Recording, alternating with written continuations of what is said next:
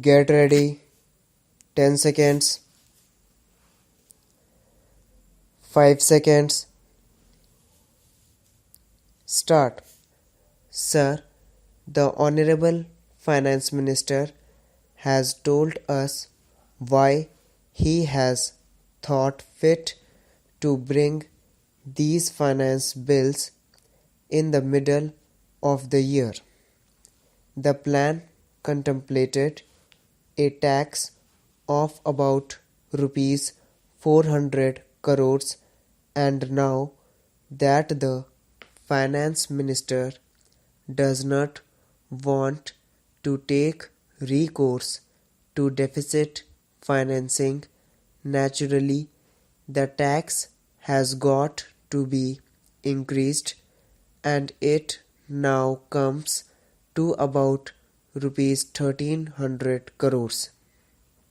Therefore, money must come from wherever it can be had, and some sort of tax has to be imposed.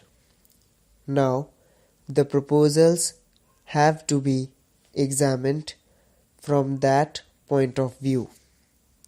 Some people have acclaimed the proposals as very necessary and well considered, while others have found ground for criticizing them. Whatever may be the taxation measures, if they are applied properly and with sympathy, even measures which are not liked can be made to be appreciated and less objected to.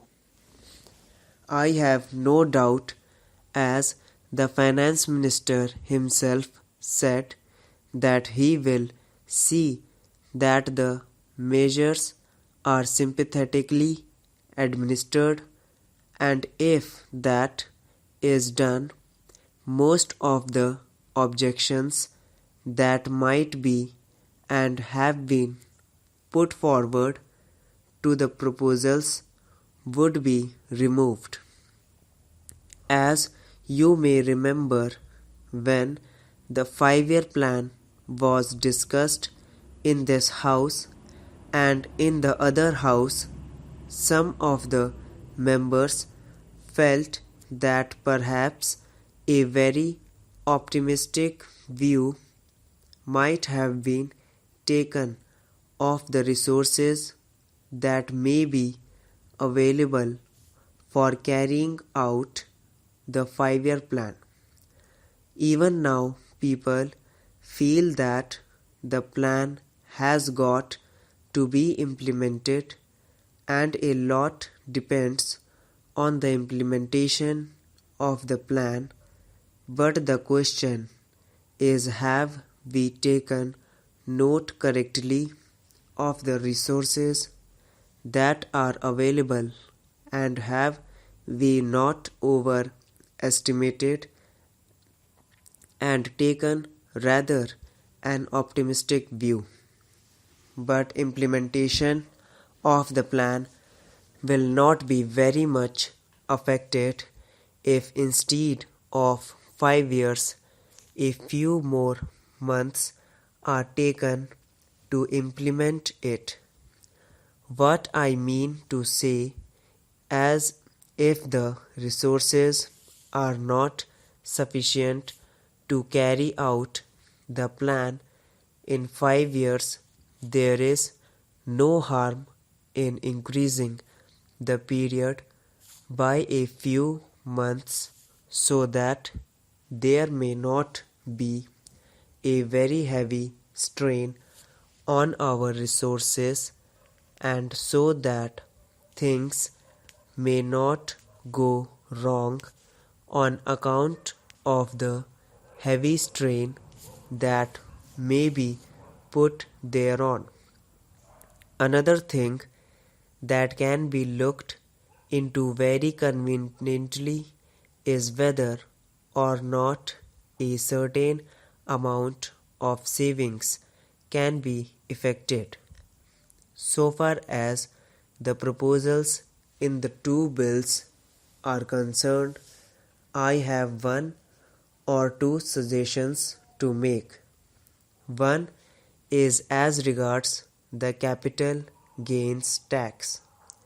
Most of the exemptions that were in the previous act have been removed, but I feel that so far as capital gains in respect of compulsory acquisition by government is concerned, that should still continue to be exempted. When a person sells his capital asset and makes a gain which is called unearned profit, he may be taxed, and perhaps he will have no justification in raising any objection.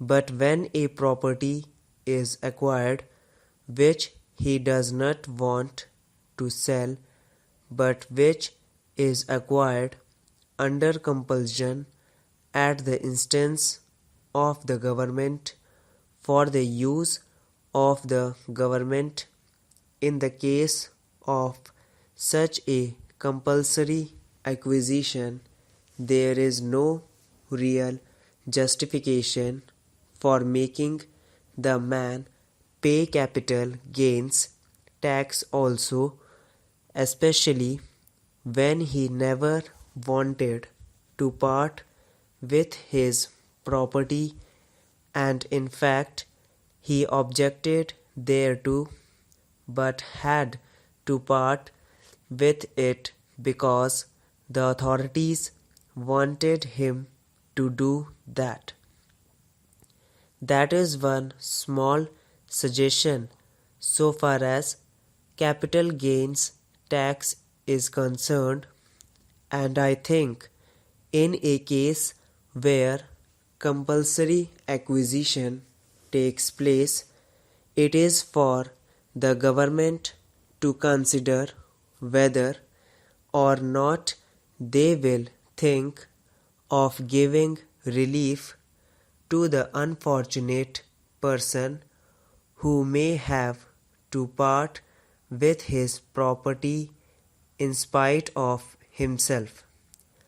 Another suggestion that I have to make is that so far as compulsory deposit is concerned, the people who are conservative and who have put in careful and prudent management and have built up resources generally use them for the purpose of increasing the volume of business and stabilizing the position of the company.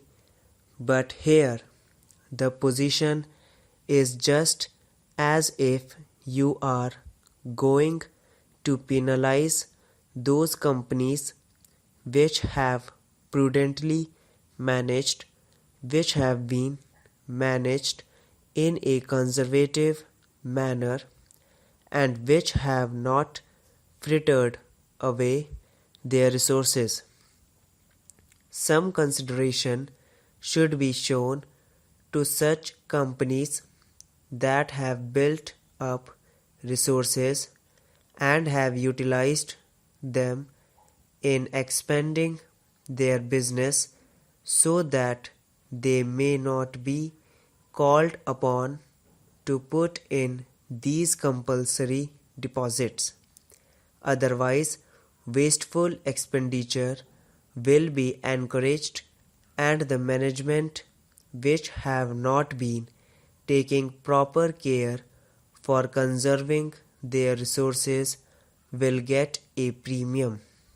Then my friend said that equity shares had increased in value to the extent of 150 times depending on the number of years.